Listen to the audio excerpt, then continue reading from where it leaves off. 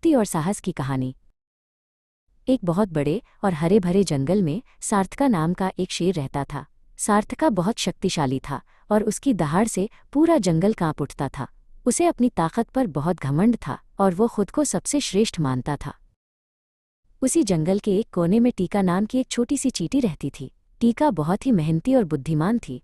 वो दिन भर अपने बिल के लिए भोजन इकट्ठा करती और कभी हार नहीं मानती थी। एक दोपहर जब सार्थका एक पुराने बरगद के पेड़ की ठंडी छांव में सो रहा था, टीका वहां से अपना भोजन लेकर गुजर रही थी।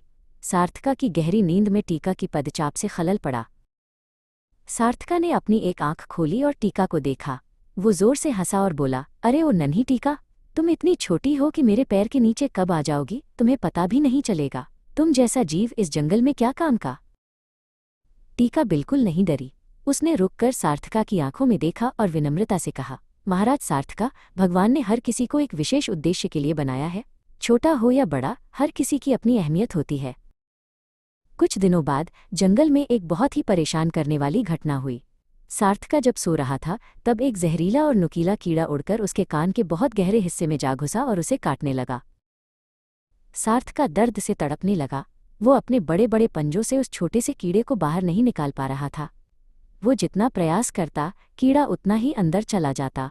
सार्थका की दहाड़ अब मदद की पुकार में बदल गई थी। टीका ने सार्थका की हालत देखी और तुरंत दौड़कर उसके पास पहुंची। उसने कहा, महाराज घबराइए मत, मैं आपकी मदद कर सकती हूँ। मैं इतनी छोटी हूँ कि आपके कान के अंदर जाकर उस कीड़े को निकाल सकती हूँ। सार्थका ने अपना सिर नीचे झुकाया। टीका सावधानी से कान के अंदर चली गई। कुछ ही पलों में उसने उस कीड़े को अपनी मजबूत पकड़ से पकड़ा और उसे बाहर खींच लाई। सार्थका को तुरंत दर्द से राहत मिली। सार्थका ने एक गहरी सांस ली और टीका के सामने अपना सिर झुकाया। उसने कहा, टीका, मुझे माफ कर दो। आज तुमने मेरी जान बचाई और मुझे सिखाया कि छोटा आकार भी बड़े काम कर सकता है। उस दिन के बाद शक्तिशाली सार्थका और नन्ही टीका पक्के दोस्त बन गए।